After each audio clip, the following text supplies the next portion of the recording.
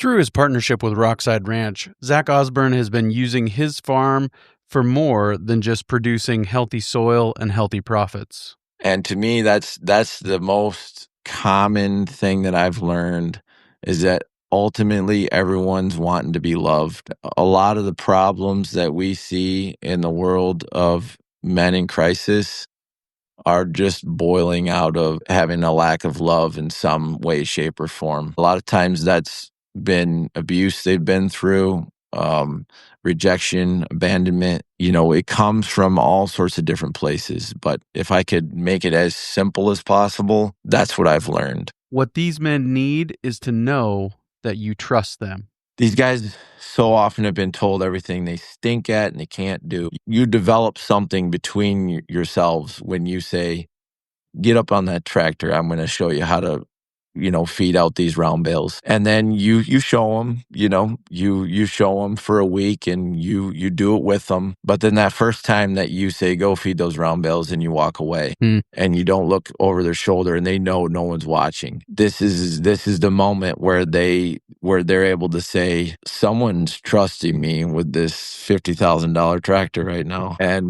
maybe that means I can do it. Those are the moments that I live for and that we live for. That's why we own the tractors. That's why we've done what we've done.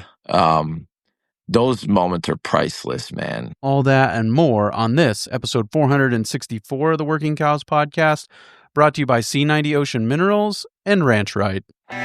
Welcome to the podcast that gives producers a platform to discuss and share paradigm-challenging practices that have increased the effectiveness of their operation and the joy that their families have received from this lifestyle.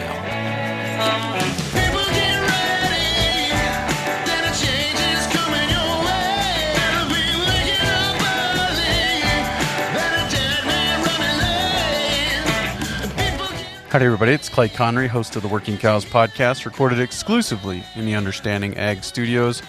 Very excited to be joined by Zach Osburn. Zach is a guy who's been using his farm, Shady Creek Farm in Michigan, to partner with Rockside Ranch out of California to give men in crisis an opportunity to work on a working farm, working ranch, and potentially, hopefully, the goal is to experience life transformation. So we're going to talk to him today about life transformation on a working ranch, parentheses, farm. But before we have that conversation with him, we're going to hear a word from our sponsor today, C90 Ocean Minerals. C90 brings the power of sea energy agriculture to your farm or ranch. Using the principles discovered by Dr. Maynard Murray, C90 harnesses the power of the ocean to remineralize your soil, increase pasture nutrient density, and raise healthier livestock. C90 is perfect for all livestock and can help you unlock the genetic potential of your herd. Available nationwide at Tractor Supply, plus give their team a call to learn more about their new spore-based soil biological input and help take your soil fertility to the next level. Visit c-90.com or call 717-580-1458 today. C90, a wave of nutrition. Zach, thanks for joining me on the Working Cows podcast. Hey, thanks for having me. It's great to be here. Yeah, I really appreciate the work that you're doing there at Rockside Ranch in Michigan there. I think they call it the Great Lakes location, but kind of just give us a sense of what it is you're doing there, from the Rockside Ranch location, from the farm location or perspective and some of those things. What are you guys kind of doing and accomplishing there? And then also kind of a sense of the context that you're in as far as the landscape and some of those things. So we are one of three Rockside locations. Rockside was originally founded and started in Northern California in a town called Etna. And now there's us as well as another location, one in South Dakota, and us here in Michigan. We're in Allegan, Michigan. My family, my wife and my mom and dad and I bought a piece of land here back in 2014, a little 35 acres, and we were able to get a lease of 60 acres across the road, and we started a little farm here with a vision for reaching out to men in crisis. Um, and then back in 2021, we heard about Rockside through this podcast, actually, and met up with them, and we became officially a Rockside site back in early of 2022. I think it was February of 2022. And just using the farm to create a classroom, basically, for men in crisis to come to spend 8 months in our residential program, for those guys to get a chance to restore their lives and, you know, focus on themselves, spend 8 months getting rid of distractions and the things that kind of get in the way of them making the changes that they need to make and they want to make. But taking 8 months to focus on themselves. And we use the farm as the classroom for that. So one of the classrooms for that, I should say. The guys end up working at our location about 30 to 35 hours a week. Sometimes it's more, sometimes it's a little bit less, but we have morning and evening chores and then project times throughout the week. Most days have at least one 3 or 4 hour project time. We have 2 days a week. We work full days. So they essentially have two project times, one in the morning leading up to lunch and one in the afternoon. But yeah, we just try to cover a number of different topics and expose them to a number of different things. And that becomes just the conversation starter, and the moments that get the ball rolling in terms of trying to get them headed in a new direction in life. Yeah. Very good. So I don't know that this story's been told on the podcast before, but would you just share the story about how you heard about Rockside Ranch? Oh man, I gotta share this story. I have a friend who's now gone to be with the Lord, but he always said coincidences are just times when God chooses to remain anonymous. I gotta share this story, man. We're so thankful for you to have this podcast and to have hosted Craig and Gordon. It was absolutely the thing that God used to get us connected, and it's been such a huge blessing for us. The day that I listened to that podcast in that week, I was in a rock bottom low. I was ready to pack it in. We had started our own program in 2014. So we'd been running it for 7 years or so, 6 years, and just couldn't find some of the traction that we were really hoping to find. And I was in a low place, man, like really having conversations of like, can we keep going? And this just ended up being like such an answer to that low moment. And yeah, so do you want the short version or the long version? But that's up to your schedule. Yeah. I've always liked sharing details just because sometimes you want to try to really understand the reality of the situation and all that. But recently, we ended up spending an hour talking about the bugs that live in manure, so I think we can manage some details. Okay. We had the way our program had become was that we were struggling to get the fundraising going for the program that we were trying to run. And so we kind of took matters into our own hands, and due to the students that we were getting through those years, they were local guys who we had made a connection to a couple of get out of jail programs. So the guys were in programs where they, by the rule of their program, they had to have employment. And so for a number of different reasons, we used to treat our students like employees. So our farm was larger, and we would hire a couple guys at a time, and they would spend more than 8 months with us. Oftentimes it would be 12 months to 18 months. But it was really hard to manage the reality of how much time had to go into the farming and how much time the guys really needed to focus on themselves. So our students at that time, I mean, especially like May 15 to, September 15 in the growing season, like, and we would make hay and stuff, like there would be a lot of weeks we'd work lots of hours. And, there was challenges with the way the program was running at that time. And, you know, honestly, we just didn't feel like we were getting the traction, the success, that we were hoping for and different things. But um, due to a number of different circumstances, we were at a point where we had no students and no staff. And we were like, man, are we going to kind of rebuild this thing? Are we going to go look for the next student? Are we going to keep our doors open? Are we going to look for the next potential volunteer or staff person? And really kind of struggling. We started the farm with 12 chickens and 7 goats, with a little 1 acre of pasture, and really didn't know a whole lot. And that had grown into, at that point, it was more, and for being someone who kind of started so small, the farm had gotten to a point where it was, it was real. I mean, it took a lot of time. It took a lot of effort. We started raising pigs. We got into cows. I think we were breeding 60 cows at that point, raising everything to finish, grass-fed beef. I think we were only breeding maybe 15 or 20 sows at that point. We were raising sheep.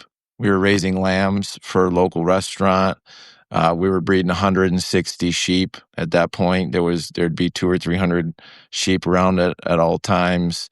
It was, for us to have started with 12 chickens and 7 goats, it had become sizable. And anyway, so I was at a point, but the point was never really to get a farm business going. It was to create a classroom for men in crisis. And so there was a wrestle of like, are we accomplishing that? Are we not accomplishing that? And anyway, all in one, I was going out to mow hay that afternoon. I came in for lunch real quick. I had the mower hooked up. I think the tractor was idling. I came back out from lunch, and there was a man there who had pulled into the driveway. He had a livestock trailer hooked onto his pickup. They lived in the thumb of Michigan, so 4 hours to the east, let's say, or 3 hours or whatever. They were on, I think it was a Saturday morning. They had gone to northern Indiana to buy a horse on an auction that morning and decided to take the back roads home. On the back road route home, they stopped pulled into our driveway because we had at that time some of our pastured pigs out close to the road. You could see them. And we just keep some of our pig pens, they're just kept in by 2 electric lines. So if you don't look closely, it almost looks like there's not even a fence there. And he stopped in because it just caught his attention. So he said, well, what are you doing here? And so we started talking about the pigs. And then I said, the thing we're really trying to do here is this life restoration program. And he just said, oh man, that sounds so interesting. It's so cool. He said, I was actually just driving here listening to the Working Cows podcast. He said, have you ever heard of that? And I used to pull this podcast up and listen to it, and I said, yeah, I've heard of it. And he said, well, there was a guy on there talking about doing this same thing that you're talking about doing. I guess he said, I guess he's doing it like in Northern California or something. And so I thought, well, I'll pull it up and listen to it. And so I got on the tractor and started mowing hay and listened to the podcast. And that was Craig and Gordon with Rockside talking about that you could call them if you were interested in maybe connecting with them. I called them, the next day. And that was, I think Craig came out here 2 or 3 weeks later and visited. And then it was only a matter of 2 or 3 months later, we were officially started as a Rockside site. And it was just one of those things where everything fell into place.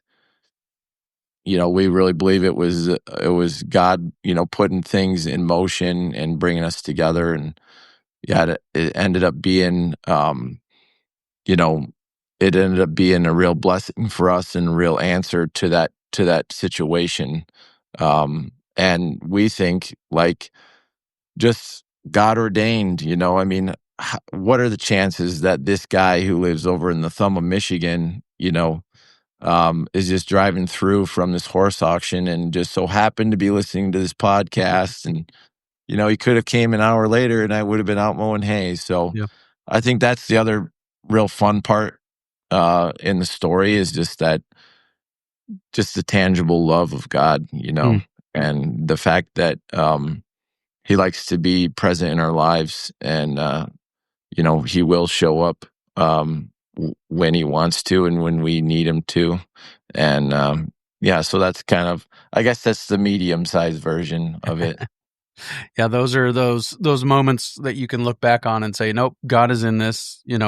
He's given us this moment that we can see clearly. It's like, yeah, like you said, oh, we just happened to decide to drive the back roads, and Yeah. your pigs are out there catching our attention, and we want to pull in and let our horse stretch or whatever, and yeah, Yeah. just all those things is pretty cool. So praise God for that. He can, he uses things that we don't even know are going to be used. We don't intend them to be used that way, but that's just what he does. So that's cool. Yeah. Appreciate that. So what has stayed the same about your approach to, all of it, farming to life restoration? What stayed the same since joining Rockside? I think you are who you are at the core, and I think that's one of the beauties of the Rockside organization and the leadership that we have is they celebrate us. Each of the sites are a little bit unique. They take on, a common DNA in many ways, but also just a slight difference. We're encouraged to kind of take the reins and walk this out in our own kind of little flavor. What stayed the same? Um, we got started in life restoration work. I moved from Michigan to San Diego when I graduated college and actually met my wife in San Diego, who I went to high school with here in Michigan, but didn't know. So we went to a fairly large high school. We were 2 years apart. I knew who she was. Like I could have pointed her out if someone said, but we never met. But after I graduated college, had gone to school to be a high school teacher and a high school football and basketball coach. I was a big sports guy, like playing sports, and I played college football for a couple years and then switched schools and played college basketball. But I wound up moving to San Diego, and rather than getting into high school teaching and coaching, I got into reaching out to men in crisis and met Jordan there, who was a part of a group of people who were doing that type of work. She was a part of a group of women. We were all, just out of college, 22 to 24-year-olds, and she was reaching out to women in crisis. So, some of the things we learned back then have never changed. Some of the bits and pieces of us that shaped us and molded us. I think one of them is that I think the baseline common denominator for us in all this is love. And it's really trying to ask the question like, what is love? And how do you receive it? And how do you give it? I was just talking about this earlier today with our staff, like, the game plan here really is what we learned how to do back then was to create square footage. So you get a house and you get some empty rooms and you open the front door. and then you say, you say to yourself and you say to God, let's fill this, with someone who needs it. You put food in the refrigerator, and when someone does come, you you give them a bed, you give them a pillow, you make it nice, you do it in a way where you're communicating to them that this is their space. This is their home. And, you open up the refrigerator and you show them the pantry and you try to make it clear to them that this is their food. It's not your food that they're getting from you, but it's their food because they belong. And so that's a quick description, I would say, of what's never changed for us, is that's kind of our approach. Every guy has a different journey, a different story, and a different way that light bulb will go on for them, or that will click for them. So you kind of have to figure out how to get them to hear that and accept that and receive that. But in many ways, and that's, one of the reasons why we said yes to joining with Rockside, is because those people are the same way. They might say it a little bit differently. They might do it a little bit differently. We use the term hospitality now within Rockside as an organization. But hospitality, that's a little bit more and different flavored than like having your neighbors over for dinner, once a month. It's more like inviting people into your entire life. Yeah. And that's including bringing your kids into it and them into your kids. And, they're the ones that are sitting there now also at your Thanksgiving table and your Christmas table, and some of those things. So, on the farming side and all that, we've always been kind of workers. We like to work. We like to move. We like to be on our feet. I spent a lot of years training to be an athlete. You learn quickly in athletics that there's ways to gain an advantage. There's ways to lose an advantage. And the guys who work harder, they gain an advantage. If you're outworked, in the off season during the practices, you're going to lose an advantage. So we've kind of always been that way. I like these guys to feel challenged with the farming side of things, with the work side. I like them to feel challenged outside of their comfort zone. I mean, that's something that hasn't changed. We have dialed down their hours, significantly from what we used to do, and we've reshaped the farm and stuff, but we still do try to go out of our way to do this in a way where they feel challenged, and they have to learn how to work, and they have to learn how to get up every day and, have a smile on their face when maybe they don't feel like it. Let's take a quick break and hear a word from our sponsor today, Ranch Right. There's nothing artificial about the intelligence of the team at Ranch Right. They're a group of super crunchers, accountants, HR advisors, and succession specialists with the knowledge and desire to provide you with actionable financials so you can build a profitable business that creates generational wealth. Having a team of people that live and breathe these topics beats the pants off taking a shot in the dark with the latest Silicon Valley large language model. Don't assume AI got it right. Enlist Ranch Right today so you can know that you have all the information you need to make the best decision for the future of your ranch. Head on over to ranchrightllc.com today to take advantage of their real world experience so you can have clarity and confidence in the future of your business. No robots were harmed in the making of this advertisement. I think it might have been Jeff Vanderstelt that said one time, you're not making disciples until who you're discipling has heard you yell at your wife and repent to your wife for yelling at her. Yeah. One of the things I'll say a lot is I checked into the program, back in 2009. Really, that's when it started for me, and I've never checked out. The program is not a 8-month snow globe that you check into and check out of. Really, what we're trying to show guys is a certain lifestyle. It's a certain way of living, and so when you when you do things in a way where you do things together that much, and when you start to have that real conversation, the reality comes out that those guys are struggling with things that so are we, you know.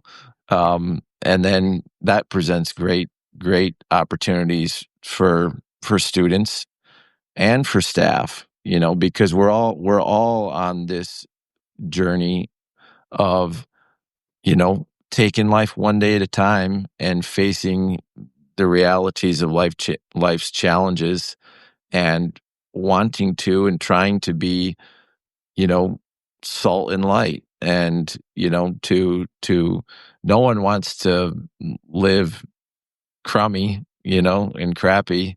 Everyone wants to live happy and abundant and that sort of thing. So in many ways, we're in this together. Yeah. Yeah, that's really good.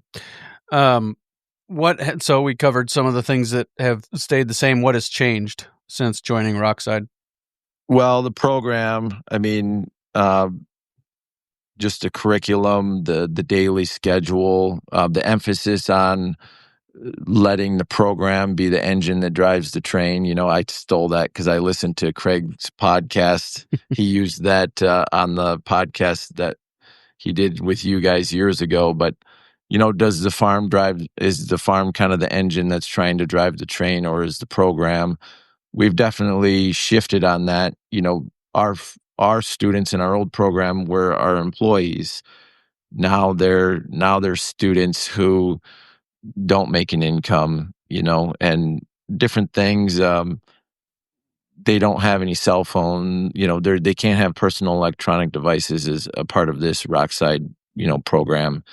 We didn't do some of those things before, so there's lots of different kind of intricate policies and stuff like that, that we've adopted. And I think this is, night and day better. You can't help but learn from each and every next experience, so, I mean, I can say for me personally, I've come a long way in, leading these guys. I didn't have much patience at all. I'm not a patient person. I'm driven. I've got goals. It's, to me, these guys should be able to, I mean, just to me and my human nature, these guys should be able to come in here and make the changes they need to make in, a month or 6 weeks or 2 months. And that's not reality, And so, that's definitely changed. I think just the culture of our farm and our program has come a long way, and it's changed a lot in the last 3.5, 4 years, from our partnership with Rockside and our relationships with, one of the beauties is we're connected daily and weekly with 15, 20 other staff people that are all doing this and trying to do this. And you get everybody at the table and start having discussions, asking questions, making comments. There's all sorts of feedback that you can get and little things you can learn. And there's always someone you can, take a certain situation to and talk through it with, and that sort of thing. So, I would say, the culture has changed a lot from, how would I describe it? I don't know. We try to play the long game more now. See the full 8 months, and the reality that, a guy's going to graduate this program and then transition to, a next step, whatever that next step is. And there's always going to be steps of learning and growth that need to be done. But I think before, I would have much higher expectations for guys to make changes in 2 weeks, 4 weeks, 8 weeks, and now we see a longer game. Yeah. Yeah. My mentor in ministry, I think we talked a little bit about him before we started recording, but he came out of addiction into ministry and did a lot of investing in guys dealing with addictions and stuff like that throughout his ministry. And, they would always talk about those 21-day programs as spin dry. He said you're Yeah. barely sober when you come out of a Yeah. 21-day program.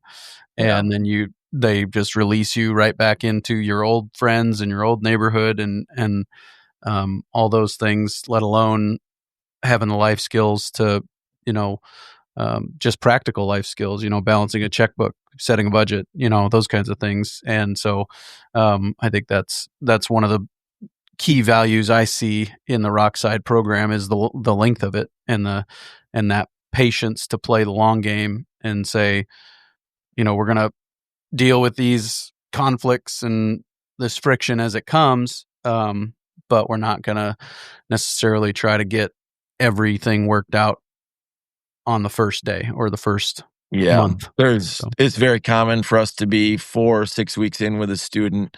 We've got 2 or 3 things written down, and we're saying we're going to get to these things eventually, but it's not going to be in the next month.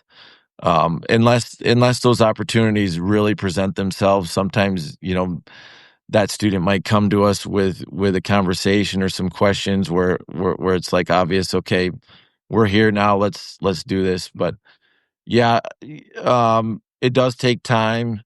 I think sometimes people need more time than um, we're giving them. Sometimes, just as those of us that are in the world of rehab and restoring lives and reaching out to people in crisis. A common just feedback we get from our students who have been to other treatments and stuff is also, just the difference between being in like a house where it's just no different than the house that you live in versus like a facility. Right. A lot of those facilities end up being a lot more like a barracks, where you just got one big room that's full of bunk beds basically. And something like that. So, and I think Craig talked about that on the podcast he did, was that's kind of Rockside's vision is to never go beyond a certain amount of students, right. Keep it small and intimate. And then if there's expansion, like it's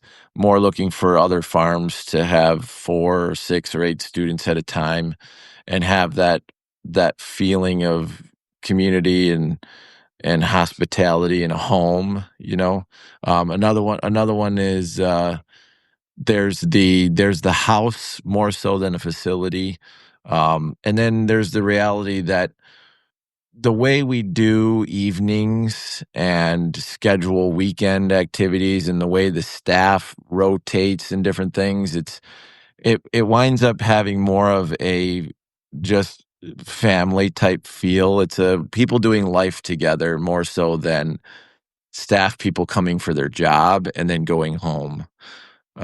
So I think there's that aspect too, where guys have said like there's the trust that gets built, and the amount of, times together that where we're not working on anything, we're playing pickleball, we're tubing together in the summer, we're playing frisbee golf, we're going to watch a movie together. Like this weekend, we went to watch a movie and my kids came along, just like if I were to take my kids to a movie, so there's some of that, that we get the feedback on as well, that you get some of that trust going, and sometimes that helps you to dig a little bit further into things where maybe in another situation they haven't been able to find that. Yeah, you kind of outlined the starting point of the farm and how it grew prior to joining Rockside. How has the farm changed since joining Rockside? We've scaled it down. We're kind of in process of scaling it down right now again. So we've I didn't really know anything about raising livestock or the soil and all that when we started in 2014.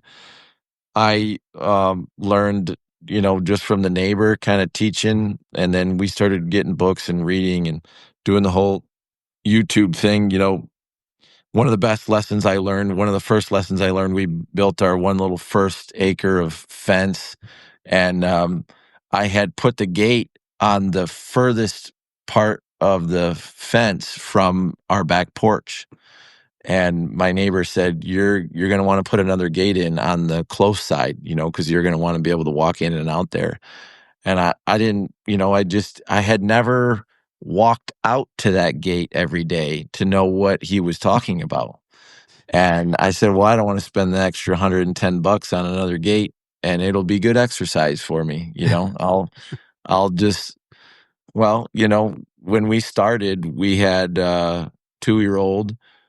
That July, we had our second son born, and actually we got into foster care, and we took 2 girls into foster care. We went from having no kids to 4 kids and these 7 goats, and at that time, honestly, it was, looking back, I mean, it was really nothing. But by the end of that first summer, I knew what he was saying, and we wound up putting that gate in then, after about 6 months, because, you walk up there twice a day, and after doing that 100 times, you're like, oh, it would have been definitely nicer to have a gate back there and walk half the distance. So, um, but I didn't know anything about regenerative agriculture, organic farming, and what the even difference was. So we've kind of just figured that out as we've gone and tried to use the resources that we can. But we've gone all in on, trying to raise the livestock regeneratively and put an emphasis on the soil. We've learned a lot, and I think you're balancing that out too with what do you have available to you in terms of land base, and stuff like that. I mean, we started with 7 goats and 12 chickens, and I remember how we got into sheep was we met up with a chef at a restaurant. We somehow got in contact. Someone knew somebody, and he said, "Yeah, I would like to have 1 lamb a month." And then we had someone show up one time. They saw the sheep or whatever. "Hey, can I do a farm slaughter sheep lamb? I'd like to buy a lamb and just butcher it myself here." And you know, we went. All we did was try to supply those people and those things. And I mean, in a short time, we were breeding 160 sheep, and we had 200 lambs around almost at all times, or 100, 150. We would do, 3, 4 farm slaughter sheep every single weekend. Hmm. And then, we went from getting a couple cows to start to, you know, just trying to keep people supplied, and we struggled through getting a land base, trying to get some leases, and we end up having to take a lot of just the small crummy leases around that no one else wanted. And I remember listening to Greg Judy for the first time, talking about and watching his YouTube videos about the way he raises his cows and rotates his cows every day and stuff like that. And I remember we used to have all our cows in basically kind of a lot. And I remember moving the cows out for the first time, and start to move them every day. And man, what a mess that was. I mean, it was great, but we didn't know what we were doing. So, and yeah, so we've gotten into now for the last number of years. It's been, I don't know, 6 years now, 7 years or whatever.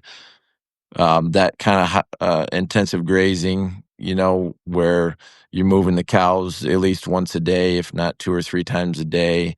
We've experimented with different like stocking densities, and then we started with Irish Dexters, registered Irish Dexters, and so we just kind of have. And I've bought different groups over the years, mostly as I've learned that breed doesn't really mean anything, as much as you got to get stock and animals that are being raised the way that you want to raise them. I'm a lot less on, believing that breed, 'cause I think even within each breed, you're going to have different traits that are expressed. So, with the cows and with the pigs and the sheep, like we kind of started with certain breeds, but then we've gotten into crossbreeding and more selecting for traits and calling out animals that aren't expressing those traits that we're looking for and the ones that aren't performing kind of on our system. We gotten up to, breeding 65 cows at one point. We've been consistently breeding 30 to 40 sows. Everything's, farrow to finish. We do USDA, everything gets USDA processed, and then we sell it by the cut. We will sell some halves and wholes. A couple years ago, I think it was, we transitioned out of raising the sheep and the lambs, so we don't have any sheep around anymore. And we kind of picked back up with doing pastured poultry, doing meat chickens and hens, doing raising eggs and selling eggs. So we've made hay like all along, and that's, started with 6 acres of hay, got up to doing, a couple hundred acres of hay and doing all our own hay.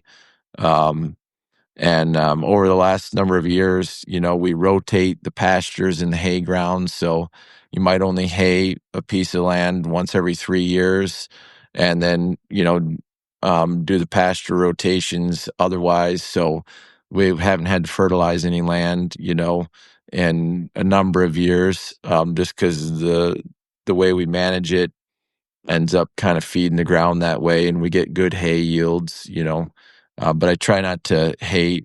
There's some leases we have where the landowners won't let us fence it, or it doesn't make sense for us to pasture it.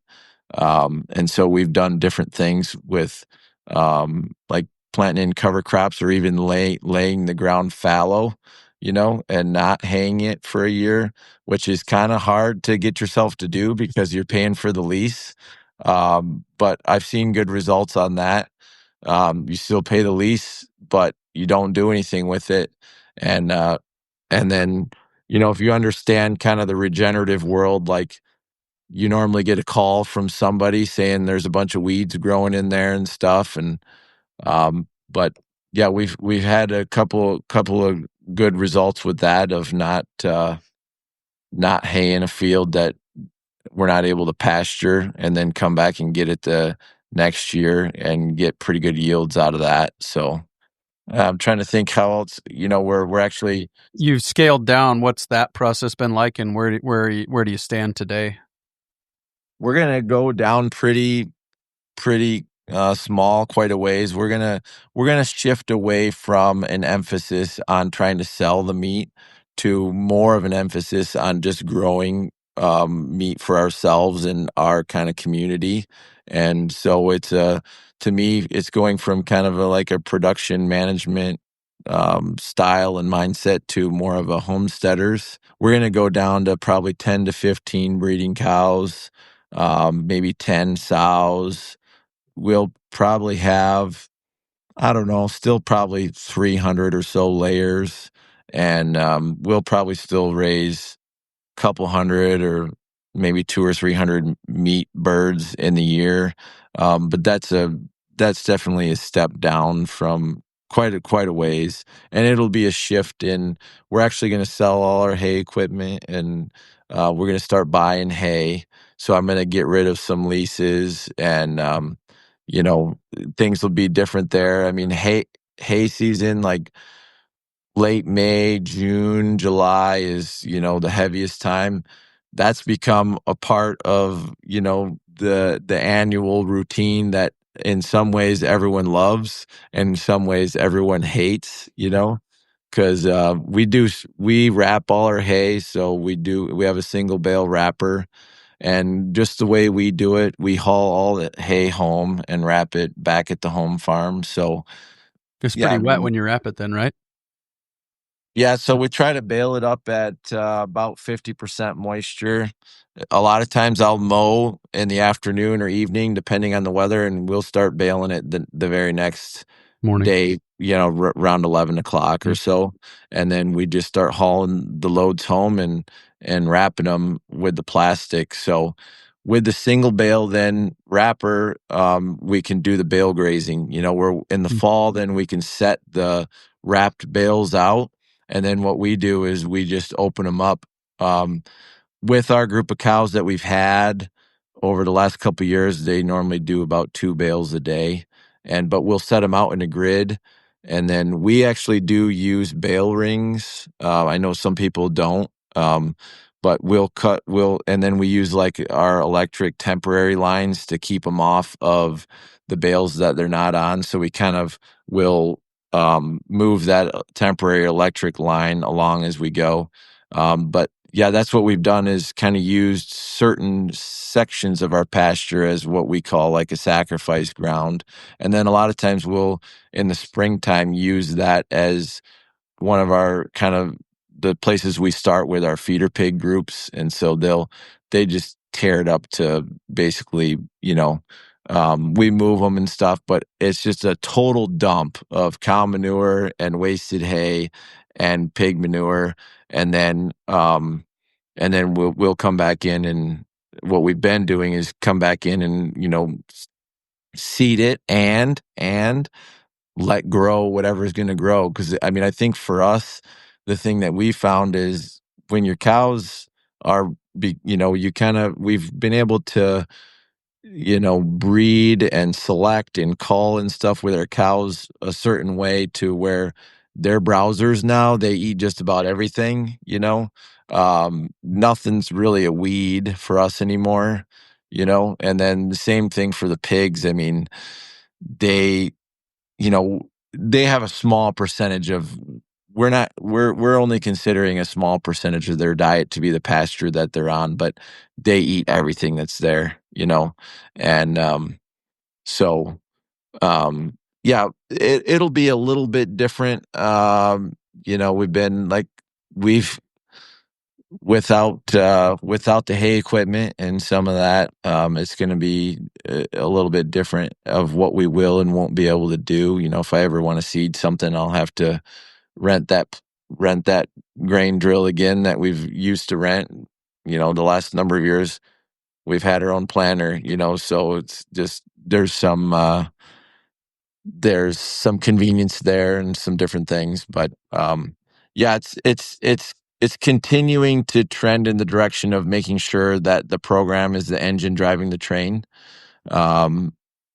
We have expanded here from having 4 students up to now a capacity of 8. So there's kind of that reality too of needing to kind of make sure we're prioritizing what the guys need away from the farm work. And then also, it's like, it's a little bit of both. I mean, our farm has continued to grow and the sales have continued to grow, and it's only going to keep going in that direction. Well, I mean, now you kind of need almost a full-time accountant, just to keep up with all the accounting, and you need a full-time salesperson and, some of those things. So just in our world of trying to catch that intersection of farming and life restoration, the downsize is probably going to be the best direction that we're going to find ourselves in. So it's a little bittersweet for me, like we're selling off some cows and stuff like that. We've worked a long time to get our cows to this place, and we're trying to figure out who our favorite 12 or 15 breeding cows are that we're going to keep and stuff like that. Same thing with the pigs. I mean, I'm proud of what we've been able to get to with our pigs. I mean, all we do is throw out a bale of hay for bedding for them in the winter. They have no shelter. They're hardy as can be. I mean, we lose some piglets, in their first week or two when we're farrowing and stuff, and we don't farrow outside. We bring the pigs into the barn to farrow in pens, where it's like a 8 by 16 pen. We put 2 sows together and they'll farrow together. But once they wean at 5 weeks or whatever, they go outside and the piglets wean and go into a training pen where we train them to electric. And then they live their lives as feeder pigs out there going to finish, where they're outside and rotating. And then the sows, they come into farrow and raise their piglets for 5 weeks, and then they go back out. And, you know, just they're being raised as naturally as they possibly can.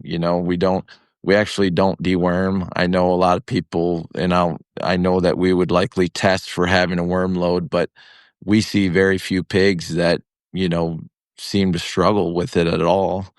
And we don't lose very many pigs in a year on our system. We don't struggle with like pneumonia and coughs and sicknesses and stuff like that. Our pigs have been really healthy. I mean, you might lose one here or there, but I think for the amount of pigs that we have been raising, to lose one here or there is a really small number for what we're asking them to do, so some of those things, it's like, I feel like, and again, we'll still have our small group. We're still going to have our group, but in some ways it's not the same. So it's a little bit bittersweet. For sure. Yeah. The marvelous pigness of a pig, right? That's Joel Salatin's way of talking about it. But what has been the benefit to the landscape of that strategy of bale grazing, interfacing, cows and pigs and all that? Man, I think, some of the things I point out, whether they're valid or not, you can be on our farm in the summertime and not get bit by a mosquito. Wow. And you can go down the road, 2 miles down the road, and get eaten alive. Mm-hmm. That's one of the most obvious ones. Is that a dragonfly thing, or what do you think is going on there? I don't know. I'm not probably smart enough for that, but I know. Call Jonathan Lundgren, have him come look at it. I know that when we first bought this place, we used to go out and do evening chores and get chewed alive. Yeah. And now we got, 100 acres here that you might get bit by a mosquito once in the summer, and wow. So I feel like that's got to be evidence of some sort of an ecosystem that's got a balance to it. That's one of the number ones that I've always pointed out. Another one is we really enjoy going and mowing our hay and baling it and getting the same yield or better without having to put a dime of fertilizer into it. All we did was feed our cows. Yeah. And I can get that hay yield once every 3 years or even sometimes once every 2 years. Obviously rain is the big difference. So if you don't get rain, you're not getting it either way. But with basically the equal amount of rain, you can figure you're going to get a good yield of hay without putting anything into it. Yeah. That's another one. Back to the mosquitoes. That's, who knows, birds, bats, all those things are probably helping you out there, and bats would be out in the evening, probably when you wouldn't even see them. So, no, my dad calls that the squadron. He used to call that the squadron when we would be out, when we'd be out, he would be raking hay and I'd be baling and he'd always point out the birds, and like these squadrons getting after the bugs for us. But, I'm not totally sure what it is. I'm not smart enough for that. But those are a couple of the obvious ones. We took over a lease that it was 25 acres of poison ivy. I mean, it was just invasive beyond invasive. And, I feel like we've improved that piece of land. There's still a lot of poison ivy over there. But it's a lot less than it was. There was not one clover plant expressing when we took that lease over. And now you can go over there in the springtime and find acres with clover coming in on it. So, I think those are some of the examples. I remember the first couple years of moving cows out and listening to Greg Judy. There was different patches on our home farm lease here, that little sandier patches that in the middle of the summer when it would get more dry, there would be nothing on it. And, I think when you're in June and July, I can take you to some of those patches now on that piece of land where there's forage there, and I think that's, part of that is the bale grazing, and we've just tried to dump on that stuff, on those areas and stuff. But those are probably the ones that stick out the most to me. I mean, the chickens out there, especially the way we're doing it, you can't argue with that. I mean, you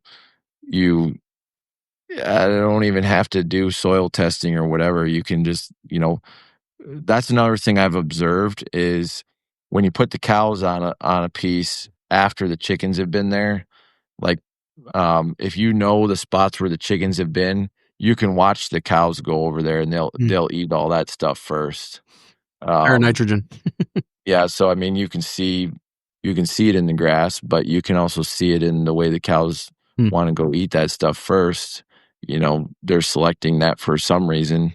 So I really like. I'm a firm believer in having the chickens out. What we do, we've just designed our own A-frame coop. We make it out of PVC actually, which has some challenges to it. They can get a little bit brittle in the winter. You got to be a little bit careful about breaking them, but we've gotten pretty handy with just repairing them. If you get a crack in a PVC somewhere, put a little tarp over the top and just make it's light enough to just pull it along. I think we have like 10 of them now, or maybe 12 of them, and you can you make them tall enough you can step in there, and we just move them along one length of the tractor, one tractor's length. We do 8x12. We started with a couple that were 8x16 and just found that those are heavier than we like them to be. And also the amount of birds that you want to try to fit in there to get the density of poop down on the ground is a better number for us with the 8x12. So we've gotten into doing like an 8x12, and then we kind of will try to a little bit overfill it rather than underfill it. So I think maybe 60 to 70 birds in there is what we try to shoot for, to really just hammer that piece of ground for 24 hours and then move it up to the next piece. So we do, put a certain amount of feed in there, and then you have to change the waters out or whatever, make sure they have water. But we try to only put a certain amount of feed in there to figure that they're going to eat, to basically expect them to eat all the grass that's in that piece, or quite a bit of it for that day. But yeah, it's amazing to watch what grows in after you do that and how it grows in, how quickly it grows in. So I really, really like doing that with the chickens. We'll keep doing that. We might scale it down a little bit, but and then with the chicken tractors, with those, if you get wind from the wrong direction or whatever, you got to keep enough weight on them so that they won't just blow over when it gets windy. We found actually on most of our farms that when there's leaves on the trees, we don't have any issue with it. But like when it's March and April before the leaves have come back, you got to go out of your way to make sure you got some weight in there, or else those things will blow right over. So yeah, that's an interesting observation for sure, huh? So yeah. And circling kind of back to where we started, what have you learned? And one of the things that came to my mind is the distractions, like you talk about. The guys don't have the personal electronic devices and stuff like that. And that's just one example. But what have been some of the things that you have learned as a result of being involved in this work for so many years? Oh man, I'm a pretty simple person. I'm always looking for what's the simple answer. I'm a common sense person. What makes common sense? You put your hand on a burning hot stove, and common sense is your hand's coming off that stove. You're going to struggle to keep your hand on that stove. Man, what have I learned? It's pretty simple, and I think we're all people created equal and want to be loved. And to me, that's the most simple, common thing that I've learned, is that ultimately everyone's wanting to be loved. And a lot of the problems that we see in the world of men in crisis are just boiling out of having a lack of love in some way, shape, or form. A lot of times that's been abuse they've been through, rejection, abandonment. It comes from all sorts of different places. But if I could make it as simple as possible, that's what I've learned. And it's every next case, every next situation seems to only reinforce that. I think there's a lot of other things I could say, but that's the answer in the simplest way. And my guess would be that those guys don't really care that God loves them until they know that you do. Yeah, I mean, everyone's unique. Everyone has their own journey. Everyone has their own moment. But yeah, I think we have a great opportunity to try to represent the love of God by being that love to them.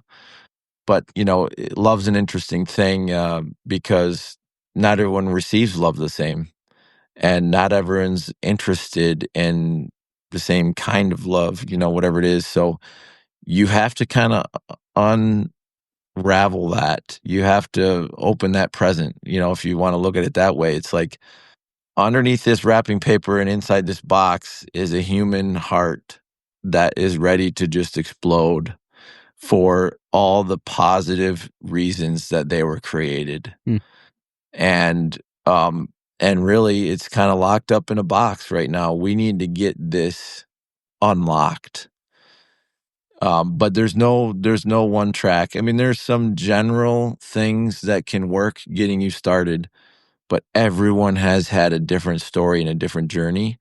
And everyone has, we talk about the 5 love languages, and just the difference each person can be with whatever their number one love language is. Me, for example, I'm low on words of affirmation. So you start giving me compliments, it more goes in one ear and out the other.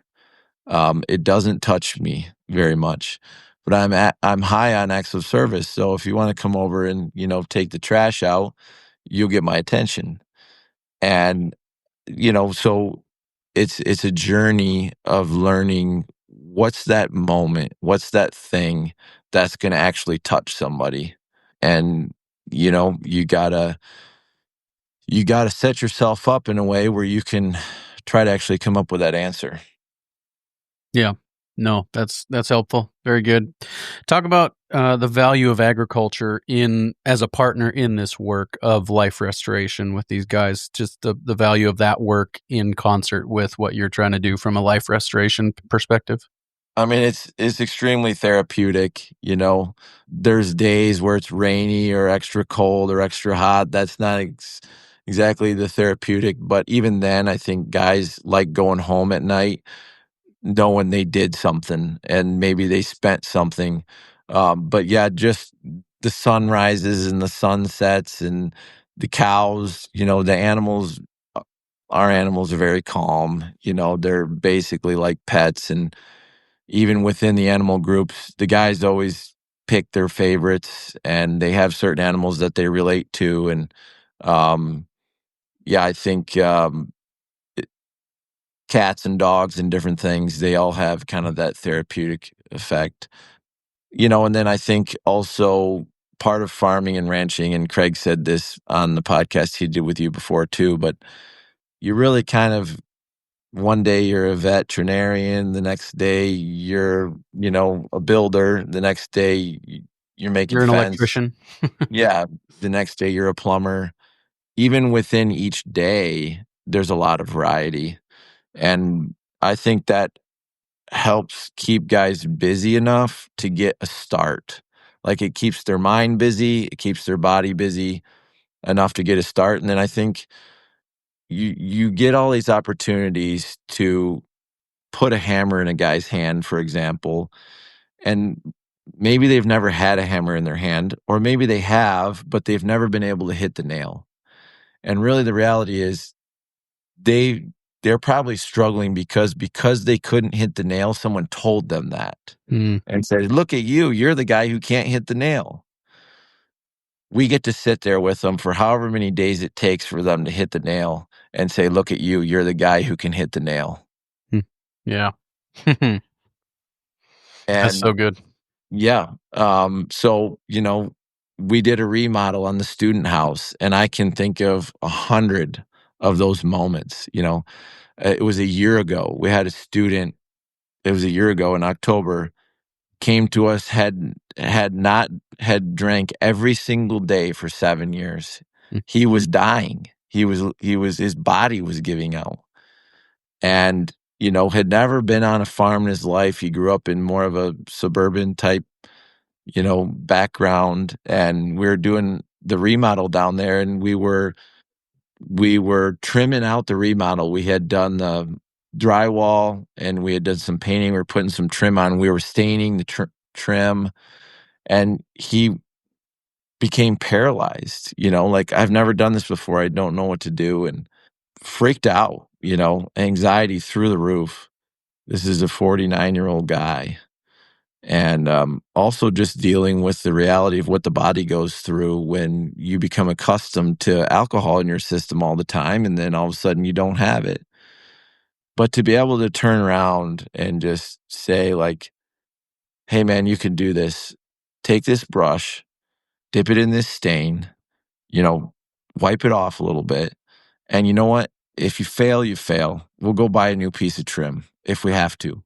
But we're not going to buy a new piece of trim because I'm actually going to want to see your little mark that you left, because I'm going to remember that for the next 10 years. That's, so-and-so's mark, where when they didn't know how to stain, that one board didn't look very good, but that was the moment that started changing their lives. And so that's how the farm presents all these opportunities. I like putting guys on equipment, and within reason, driving the pickup, with the trailer on and stuff, because it's just, these guys so often have been told everything they stink at and they can't do. And you want to, thankfully, I haven't had to live through any worst case scenarios, but things change quick. You develop something between yourselves when you say, get up on that tractor. I'm going to show you how to, feed out these round bales. And then you show them, you show them for a week, and you do it with them.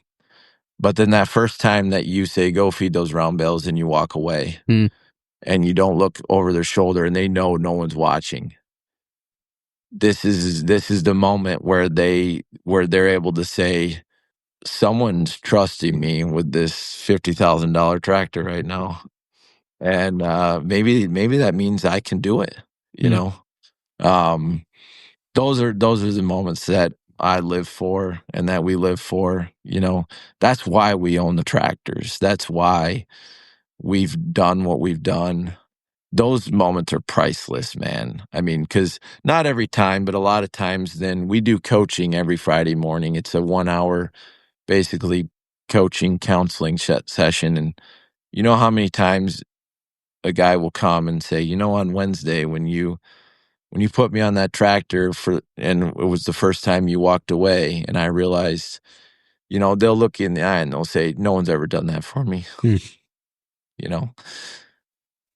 Wow. Yeah, no doubt. I think that is a big part of it. Kind of goes back to what you were talking about earlier. They haven't received love, and at least haven't received love in a way that they are wired by God to receive it, and have never been given an opportunity to fail at something and not be ridiculed, and then say, okay, we're going to try again. Right. And it's okay, and we're going to do it this time. And if you don't do it this time, we'll try again. and just having that patience like you talked about earlier as well. So yeah. And then we get to build from there, so once they're past that point and they're 4 months in, then it's like, hey, if you won't show up on time, and if you won't learn how to do this, you might get these reactions from your future boss. We talk, but then the expectations go up from there, which hopefully then by the time they graduate, it's like they know how to do some things, and they're being expected to do some things, and they understand what the real world's going to treat them like, which is you go to your next job and you do things a certain way. They're probably not going to want you to be there. You do it a different way, and they might actually try to get you to stick around by paying you more, so we try to kind of graduate them through the steps. Where have guys that have graduated gone on to from Rockside? Usually the next step is go try to get a job, get a full-time job. A lot of times they need to start saving up for a car. Most of the guys don't have cars when they come. We take in 26 to 45-year-olds here, whereas at the other two sites, it's 18 to 25. So our demographic of guys is a little bit different. We get a lot of guys in their 30s and early 40s, where they've burned a lot of their bridges. They've lost their car 4 times over, and some of those things. So we try to use some of the time in the program to build some of those things back. But their first steps are usually try to get a car going, and just get the routine, get settled into routine of paying their normal bills, and balancing their life out to where they're going to church or they're going to a meeting or two, and they're building community into their life outside of the program. It's not just work, and getting bills paid and that sort of thing. But as far as jobs, we've had guys get into landscaping, concrete. We got a guy right now, he works at a metal yard. He drives metal, steel in, and then they fabricate it and they deliver it. And we've had guys. One guy became a head cook at a restaurant. He was into making food and stuff. One guy's a tattoo artist. He's one of the best artists I've ever seen in my life, and he likes tattooing. He does tattoos now. Most guys who graduate I've never had a guy graduate our program and not get a job. I mean, we're not going to graduate them if they're not ready to get a job. So, yeah, I mean, everyone winds up getting something, and then the question becomes, where are they at 6 months later, a year later, 2 years later? And I think the success rate is pretty darn good. Not everyone does make it, but a lot of guys do. And we try to stay in touch with a lot of our graduates. They naturally stay in touch with us. A lot of them do. A lot of times it's not wise for them to go back to the situations they came from or the towns that they came from. If they're not local here. So most guys, I should say, probably don't go back. We really try to encourage them not to go back to their crisis situations. Most guys are kind of on the journey of trying to build something new. A lot of times there are aspects, different family members or friends who are supportive, and they maintain those things, and those relationships and stuff. But a lot of times there's a fair amount that has to, change and become radically different. Yeah. So, well, and a lot of even family, I mean, you don't blame them necessarily, because a lot of times they have come to a point where they realize, hey, if I keep on helping, I'm enabling, and they've got to pull back and say, you need to figure this out. And then when you figure it out, I'm still here. And and some of that's going to be a process of rebuilding trust and all that, but it isn't necessarily that the family is, unwilling. It's just that they know that it's not going to help if they just keep on enabling. So, yeah. Most guys, we try to explain to them, like, your family, in most cases, they love you. They've, come to the end of their line of being able to help you. And usually once they come to us because of our interview process and just conversations we have, I mean, by the time a guy's even just gotten started in our program, he's got a certain mindset, because we don't just take anybody in. We do interview them and they fill out an application and we have some conversations. So usually once they've started our program, they've got at least a start of a level head going and a desire for help. But yeah, the whole, as far as it's complicated, Yeah, for sure. some of their relationships from the past and different Yep. things. So Absolutely. So talk to the guy who is interested in this work, maybe has even been involved in it and kind of is where you were. When you heard about Rockside, and maybe talk to them about the opportunities if they were thinking about potentially becoming a location of Rockside Ranch, what kind of that all looks like. So this is, I think, the most, exciting and encouraging way to start. Ask yourself this question: what do I have, and what can I do with what I have? Hmm. Because you don't need to have all the answers, and you don't need to have a whole lot. And if you're willing to start with what you have, you can see some amazing things happen. Yep. And so, I mean, it could be a sandbox, it could be one of these massive farms, something that's a lot larger than ours. But, you know, just take an inventory of what you have and what can you do with that. Um, I'm always of the mindset, like, take it one at a time. Start with one, start with whatever that one next step is. Take it one at a time. Obviously, we'd love to have conversation with that person if they're out there, just how to encourage them and how we can advocate for the work of life restoration to, touch one more guy's life. So, but yet resist the resist all of the questions that you might try to come up with as to how this isn't going to work or whatever else. That's all that stuff is just distraction from you getting into what is going to be amazingly challenging, but amazingly beautiful and wonderful and purposeful. I think that's something I'm passionate about, and I try to encourage people into, is like, you might be doing a lot, but what's the real purpose? And I think the truth is that a lot of the things that we believe are purposeful are actually going to just kind of return to dust. Mhm. It comes from dust and it's going to return to dust.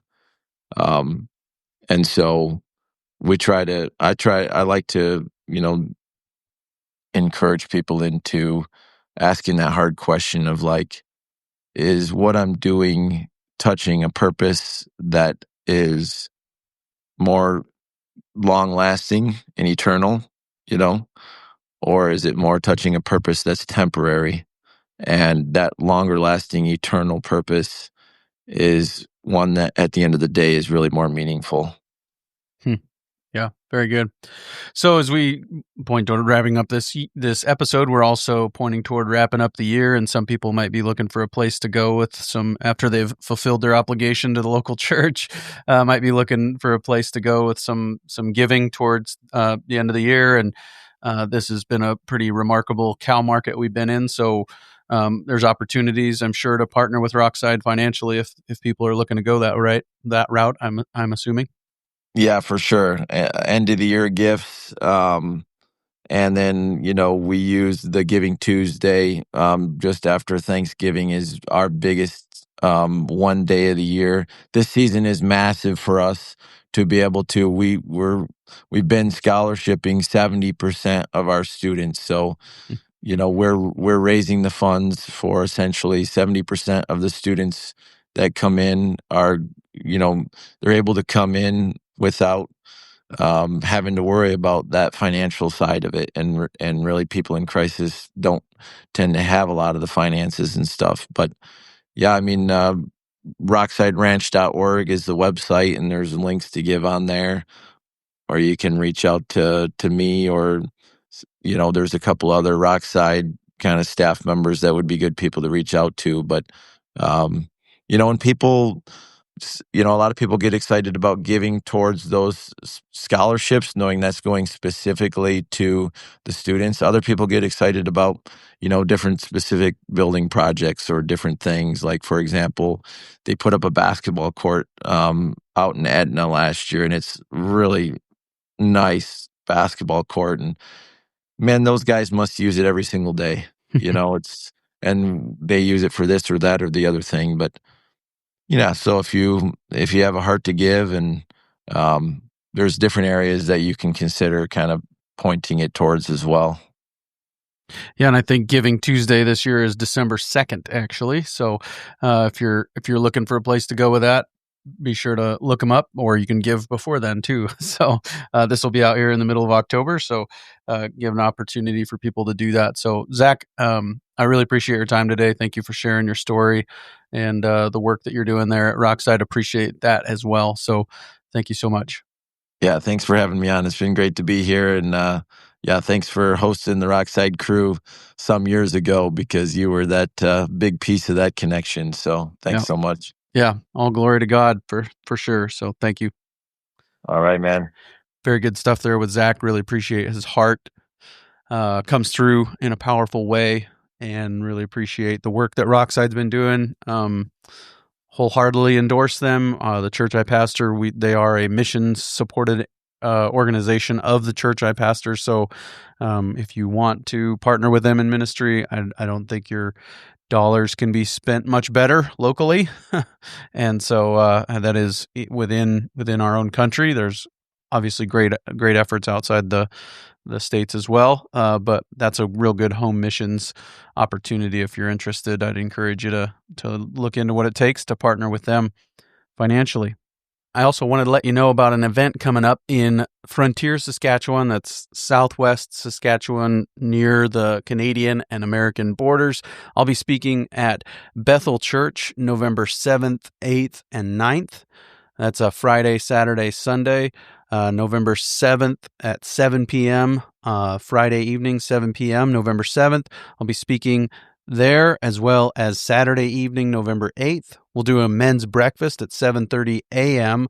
on Saturday morning, and then the church service at 10:30 a.m. on Sunday morning. And it'll be kind of a bunch of different topics, but mostly centered around regenerative agriculture and how that is our best bet for taking care of the land that God has entrusted to us. Also be sharing my testimony and some of the work that God has done in my life in recent years related to some issues of spiritual depression and some of those things. And so really looking forward to being with the folks there at Bethel Church in Frontier, Saskatchewan. I think be open to the public. You're free to join us if you want to make the trip up, down, over, whatever you would say. Look forward to having my whole family there along with me. And so would love to see you there if you're interested. Got a bunch of recordings scheduled over the next few days, and so we'll see what materializes, what comes up first, and where we end up going next. But I'm really excited about a few of these conversations, a lot of these conversations. Very excited about them and the directions that they could go. So look forward to sharing with you another conversation on the Working Cows podcast real soon. We'll see you then. We invite you to visit workingcows.net to subscribe to the show via iTunes or Stitcher. You'll also find detailed show notes pages, resources from our guests, and the industry leaders who have influenced them. For more ideas on putting your cows to work for you in a more profitable way, tune in next week.